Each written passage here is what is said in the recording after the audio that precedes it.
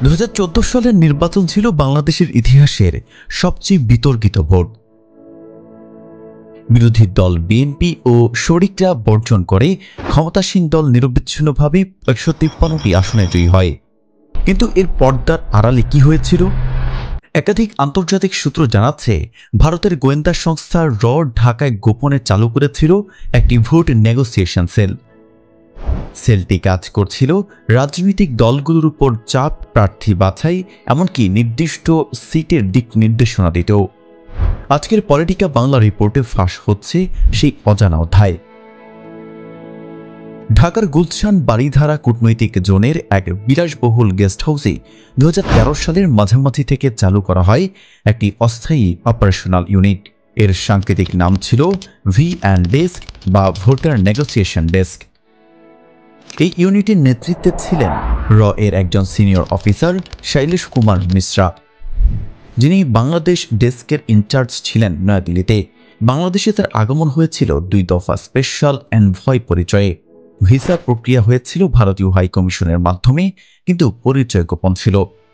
এই negotiation sell মূলত নিচের কাজগুলোই করত: বিএনপি ও এর শরিকদের সঙ্গে মধ্যস্থতা চেষ্টার ব্যর্থ প্রয়াস, নির্বাচনে তথাকথিত অংশগ্রহণ নিশ্চিত করতে একাধিক ছোট দলকে উৎসাহ দেওয়া, হেফাজতের কিছু অংশকে নির্বাচন থেকে দূরে রাখা, আওয়ামী লীগের নেতৃত্বের সঙ্গে প্রতিনিয়ত সমন্বয়, সংখ্যালঘু ভোট ব্যাংক ও কূটনৈতিক চাপ কিভাবে ব্যালেন্স করতে হয় সে পরিকল্পনা। নাম প্রকাশে অনিচ্ছুক সাবেক সিভিল সার্ভিস কর্মকর্তা জানান, আমরা জানতাম কিছু ভারতীয় অতিথি নিয়মিত গুলশানের কয়েকটি হোটেলে বৈঠক করতেন। তাদের সঙ্গে দেখা করতে যেতেন আওয়ামী লীগ ও জাতীয় পার্টির কয়েকজন নেতা। তখন কেউ ভাবেনি এটি একটি গোয়েন্দা কোঅর্ডিনেশন ছিল।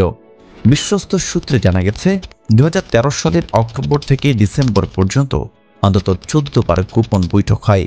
স্থান: গুলশান বনানী বারিধারা এলাকার কূটনৈতিক সেফ হাউস।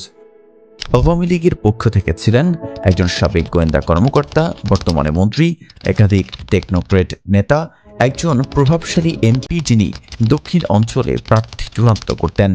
জাতীয় পার্টির পক্ষ থেকে ছিলেন এরশাদের একান্ত সচিব, দলের তৎকালীন নির্বাচন পরিচালনা কমিটির 2 সদস্য। বিশেষ চমক ছিল, একটি ইসলামপন্থী দলের সাবেক আমিরের প্রতিনিধিও ওই সেলের সঙ্গে বৈঠক করেছিলেন।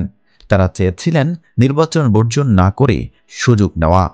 রয়ের এই নেগোসিয়েশন সেল 2013 সালের অক্টোবরে বিএনপির এক শীর্ষ নেতার সঙ্গে একবার বৈঠকে বসে। স্থান ছিল এক প্রবাসী ব্যবসায়ীর গুলশানের বাড়ি। র প্রস্তাব দিয়েছে, আপনারা অন্তত 50টি আসনে অংশ নিন, বাকিটা আমরা দেখব।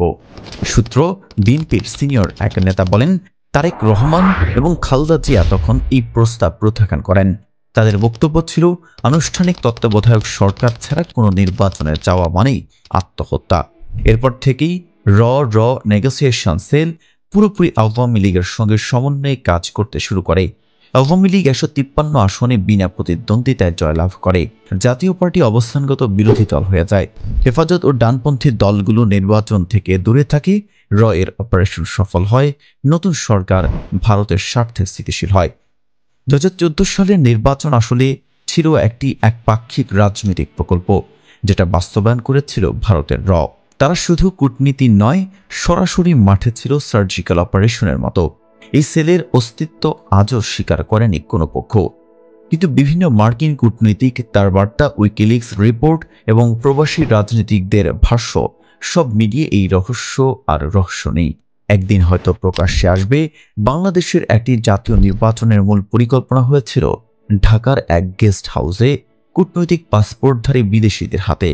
আপনারা কি বিশ্বাস করেন 2014 সালের নির্বাচন শুধু রাজনৈতিক ছিল, নাকি এটি ছিল আন্তর্জাতিক গোয়েন্দা ও কূটনৈতিক খেলার অংশ? মন্তব্যে জানান আপনার মতামত এবং পলিটিকা বাংলাতে সাবস্ক্রাইব করুন, কারণ আমরা বলি অপ্রকাশিত সত্য, গোপন ইতিহাস।